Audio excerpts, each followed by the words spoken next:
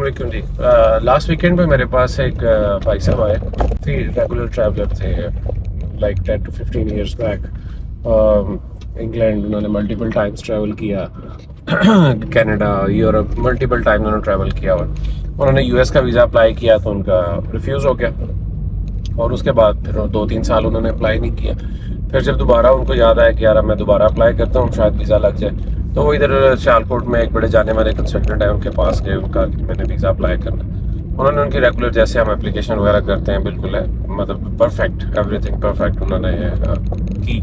जब वो इंटरव्यू के लिए गए तो वहाँ पर उनका इंटरव्यू हुआ, 5-10 मिनट के लिए उनका वीज़ा इशू हो गया। वीज़ा इशू हो गया यानी कि उनको ग्रीन पेपर जो देते हैं इशू करते वक्त, वो जो खातून थी सामने इंटरव्यू कर रही थी, वो ग्रीन पेपर वो देने लगी। इट्स लाइक दिस कि वो उनके हाथ में था, हैंड ओवर करने लगी थी। साथ ही उन्होंने स्क्रीन देखा, अपनी स्क्रीन होती है उनकी राइट साइड पे, उन्होंने देखते ही लास्ट क्वेश्चन किया कि have you ever applied before for US visa, did you ever try to visit. उन्होंने कहा नो। तो जब नो कहा तो शी वाज शॉक्ड। वो अपनी स्क्रीन पे देख रही थी कि उसकी हिस्ट्री के अंदर आ रहा था कि इन्होंने पहले वीज़ा अप्लाई किया और इनको वीज़ा नहीं मिला। ठीक है, एक वीज़े के जो डिसीजन है उसके अंदर दो ही चीज़ें हो सकती हैं, या वीज़ा इशू होता है या रिफ्यूज़ होता है। तो उनका वीज़ा पहले रिफ्यूज़ हुआ था, तो वो वीज़ा इशू कर रही थी उसको उस वक्त, लेकिन उसने वापस ले लिया। गई अपने कोलीग के साथ बात की, कोलीग के साथ बात करके आके बाद में कहती सॉरी हम आपको वीज़ा नहीं दे सकते। तो उसको समझ आ कि उसकी बॉडी लैंग्वेज है, वो पहले देना चाह रही थी बात, उसने वो पेपर नीचे रख के दोबारा डिसीजन चेंज किया, और जो आई थिंक येलो पेपर वगैरह देते हैं वो देख के उनका कि जी ट्राई अगेन। अब उस वक्त नहीं बताते, कोई भी रीज़न हो वो उस वक्त बिल्कुल डिस्क्लोज नहीं करते कि क्या है क्या नहीं है। सारी स्टोरी जब मुझे सुना रहे थे कि भाई इस तरह हुआ है, मैंने कहा देखें यहाँ से आपको जिसने भेजा उसने बड़ा सिंपल आपको कह दिया कि जी नहीं कोई बताने की ज़रूरत नहीं है, उनको नहीं याद होता, इतने साल पहले की बात है। कैसे हो सकता है? हम लोगों की प्रॉब्लम ये है, हम अपने वो 4x4 के कमरे के अंदर बैठ के हम डिसीजन कर रहे होते हैं या सोच रहे होते हैं कि हमारी सोच के मुताबिक जो है इंटरनेशनल मामला चलते हैं, वीज़ा की पॉलिसी जो है वो हमने घर बैठ के बनाई हुई है। बहुत से लोग ऐसे आते हैं जो लोग इस तरह की छोटी छोटी गलतियां करके फंसे हुए हैं 10-10, 15-15 साल से, 20-20 साल से, and they are not allowed to travel again. Can you imagine this?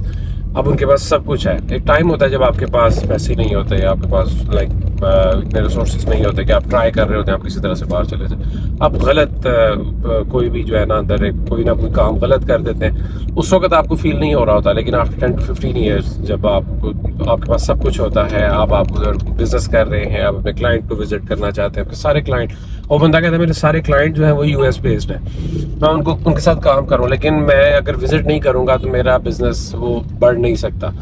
उसने फिर अप्लाई किया, फिर दोबारा कहता मैंने उसके बाद 4 दफ़ा कंसेक्टिव मैंने 4 दफ़ा अप्लाई किया है यूएस का, और उन्होंने मुझे ऑनर नहीं किया, वीज़ा नहीं दिया। वेलकम करते हैं, आए अप्लाई करें, लेकिन वीज़ा नहीं देते। क्यों? क्योंकि हिस्ट्री के अंदर आ गया कि आपने हमारे साथ झूठ बोला है।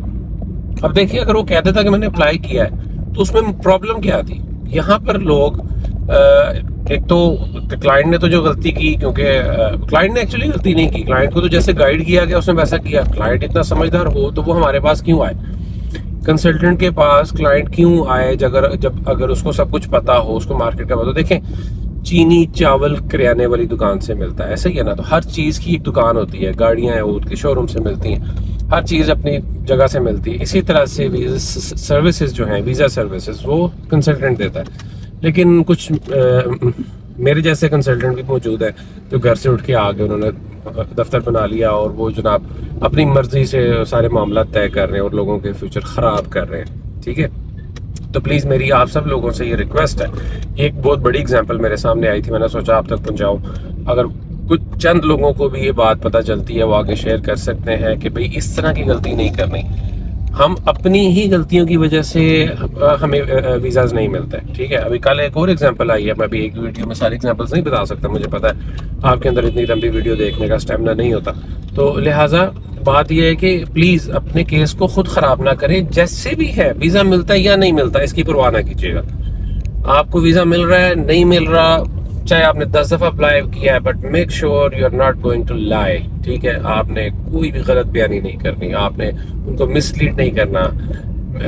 यकीन करें, they can investigate each and everything. US embassy हो, यूके एम्बेसी हो, दे कैन इन्वेस्टिगेट उनको गवर्नमेंट ने राइट दिया है कि भी आप हमसे क्वेश्चन कर सकते हैं, हम आपको इन्वेस्टिगेट करके एज अ थर्ड पार्टी आप तक रिपोर्ट देंगे। इवन आपकी यूनियन कौंसिल जो है वहां तक इन्वेस्टिगेशन होती है। याद रखिएगा, आपकी यूनियन कौंसिल, आपका नादरा पासपोर्ट ऑफिस, आपके लोकल एरिया से हर जगह से इन्वेस्टिगेशन होती है। जिस टाइप का वीज़ा हो उस टाइप की इन्वेस्टिगेशन होती है। अभी मेरे माइंड में बहुत ज़्यादा केसेस आ रहे हैं इस तरह के जो ख़राब हुए हैं। मैं आपके साथ 1 बाय 1 होपफुली मैं आपके साथ शेयर करूंगा, बट मेक श्योर कि आप अपना केस खुद ख़राब ना करें। किसी कंसल्टेंट के पास भी जा रहे हैं ना, तो अपनी कॉमन सेंस को भी सामने रखें। यार ये जो बंदा बात कर रहा है ये सही कर रहा है कि नहीं कर रहा। हर चीज़, दुनिया की हर चीज़ कॉमन सेंस के ऊपर बेस करती है। अगर उसकी बात में, किसी की भी बात में कॉमन सेंस नहीं आ रहा, वो बात जो कर रहा है आपके समझ में नहीं आ रही है, तो प्लीज स्टेप बैक करें। 2-3, और अगर समझ आ भी रही है फिर भी 2-3 लोगों से मल्टीपल डिस्कशंस करें। 2-3 लोगों के पास जाएं, उनसे बात करें कि यार ये ऐसे हुआ वो। अब 3-4 लोग आपको जो राय देंगे उनमें से जो कॉमन बन रही है आप उसको फॉलो करें, ठीक है। तो उम्मीद है कि इसमें छोटी सी वीडियो, छोटी सी इन्फॉर्मेशन आपके लिए हेल्पफुल होगी।